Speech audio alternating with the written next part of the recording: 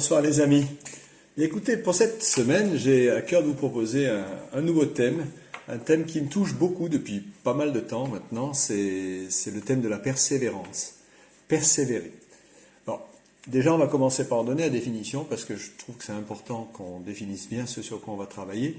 Et en fait, persévérer, dans le dictionnaire, je suis en train de le lire là, c'est continuer de faire ce que l'on a résolu par un acte de volonté renouvelé. Il faut se résoudre à quelque chose, il faut décider, et ensuite, il faut faire preuve de volonté, et en plus, il faut le renouveler. C'est-à-dire que c'est jamais acquis, il faut toujours remettre un petit peu son métier sur l'ouvrage. Et notre relation à Christ, notre relation à Dieu, c'est un petit peu ça. Il faut vraiment, tous les jours, entretenir tout ça, parce que vous savez qu'on est évidemment soumis à pas mal de tentations. Alors, on va commencer avec un premier verset qui est tiré de Acte 2, 42. Tout le monde le connaît, il est très très connu. C'est juste après la conversion des 3000 premiers convertis, après la Pentecôte.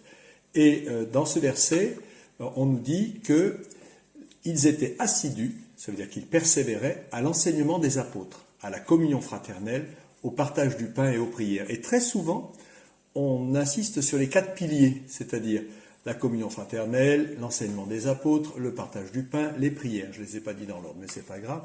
Et en définitive, moi ce soir, je voudrais plutôt parler de la persévérance. Non seulement il faut faire tout ça, mais il faut le faire tous les jours, chaque jour, chaque jour, chaque jour.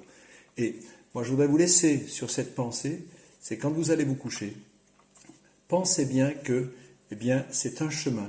Chaque jour qu'on passe, c'est une petite victoire. On se rapproche de Christ.